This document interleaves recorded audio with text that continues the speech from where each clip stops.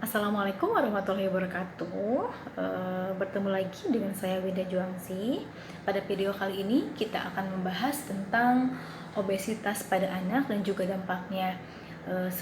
Pada video sebelumnya kita sudah melakukan pengukuran antropometri pada anak yang bertujuan untuk mengetahui status gizi anak, dan didapatkan dari hasil penilaian antropometri tersebut yang sudah disesuaikan dengan umurnya. Didapatkan status gizi anak tersebut adalah obesitas. Oleh karena itu, pada video kali ini kita akan bahas tentang obesitas pada anak dan juga dampaknya. Obesitas pada anak merupakan kondisi medis yang ditandai dengan berat badan anak di atas rata-rata indeks massa tubuhnya yang di atas normal.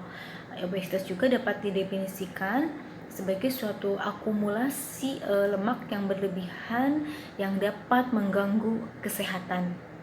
Nah, tanda gejala yang sederhana yang bisa membantu kita untuk menentukan obesitas atau tidak. Yang pertama itu wajah nampak bulat dan pipi tembem. Pada obesitas anak, leher relatif pendek, perut membuncit, dan pada pangkal paha bagian dalam saling menempel dan saling bergesekan. Nah, pada obesitas anak laki-laki, biasanya dada tampak membusung, payudara sedikit membesar, dan juga penis tampak kecil. Sedangkan pada obesitas anak perempuan biasanya mendapatkan pubertas dini, yaitu sebelum 9 tahun anak sudah mendapatkan menstruasi. Nah, lalu untuk faktor resiko penyebab dari obesitas, yang pertama adalah faktor genetik. Apabila kedua orang tua obesitas, maka 80% anak mengalami obesitas, dan apabila salah satu dari orang tua mengalami obesitas, maka 40% anak akan mengalami obesitas. Dan apabila tidak ada ataupun kedua orang tua tidak mengalami obesitas, maka angka kejadian obesitas hanya 14% saja. Itu untuk faktor genetik. Selanjutnya untuk faktor lingkungan.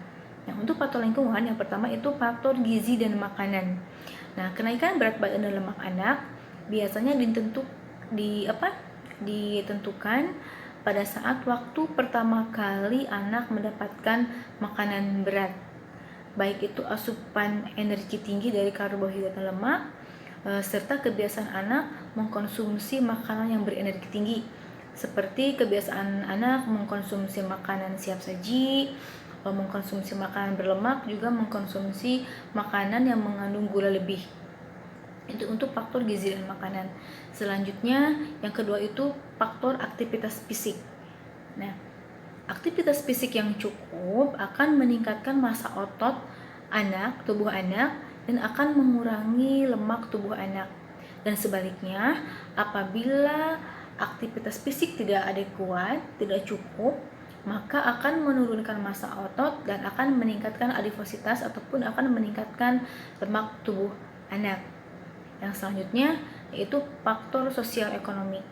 Nah, status sosial ekonomi dapat diperkirakan dari pendapatan keluarga.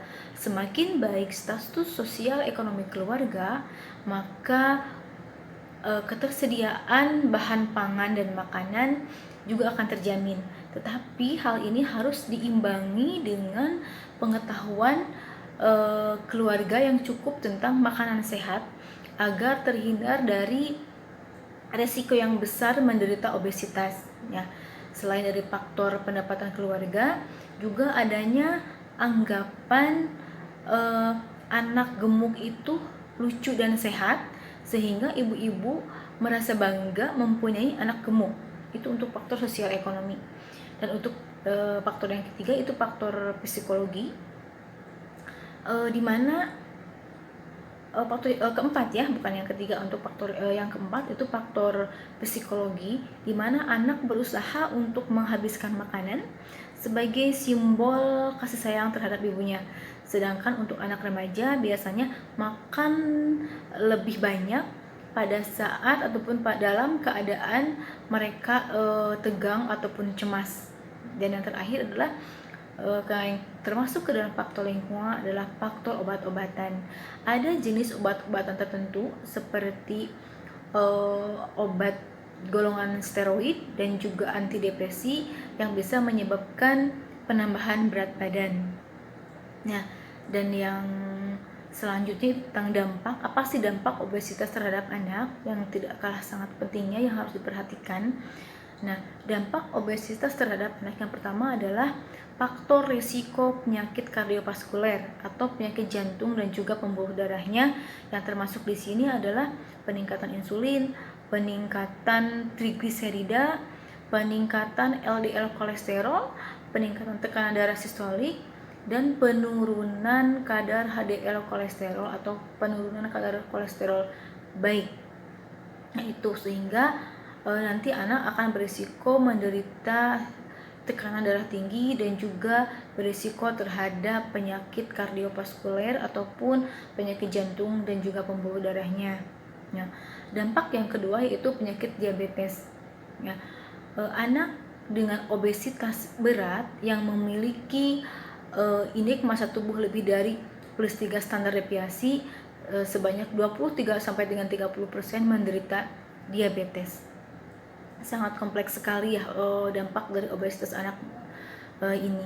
Yang ketiga adalah dampaknya obstruktif sleep apnea, di mana yang merupakan gangguan pernapasan.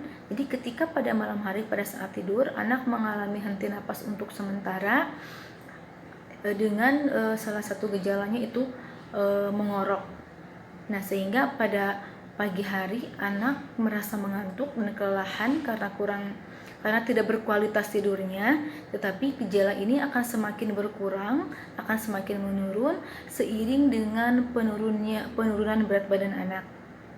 Nah, dan dampak yang keempat itu terhadap penyakit ortopedi ataupun sendi dan tulang, terutama pada sendi lutut dan panggul, yang disebabkan karena beban berat badan yang berlebih terhadap sendi lutut dan panggul, sehingga menimbulkan rasa nyeri dan membatasi pergerakan dari sendi lutut dan pergerakan panggul. Dan yang terakhir adalah dampak dari obesitas anak ini terhadap pseudo tumor cerebri, di mana terjadi penekanan terhadap tulang tengkorak yang dapat dilihat dari gejala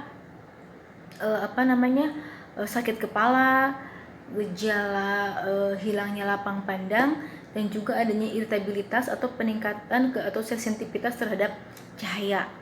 Nah, itu dampak dari obesitas pada anak. Demikian penjelasan kali ini tentang obesitas pada anak dan juga dampaknya. Mudah-mudahan dengan mengetahui obesitas pada anak, penyebab dan juga dampaknya, kita dapat lebih bisa menjaga anak-anak kita agar tidak terjadi obesitas yang akan memiliki dampak yang sangat serius di masa yang akan datang. Seperti itu. Baiklah, cukup sekian untuk bahasan kali ini tentang obesitas pada anak dan juga dampaknya. Pada video selanjutnya kita akan bahas tentang tata laksana obesitas pada anak.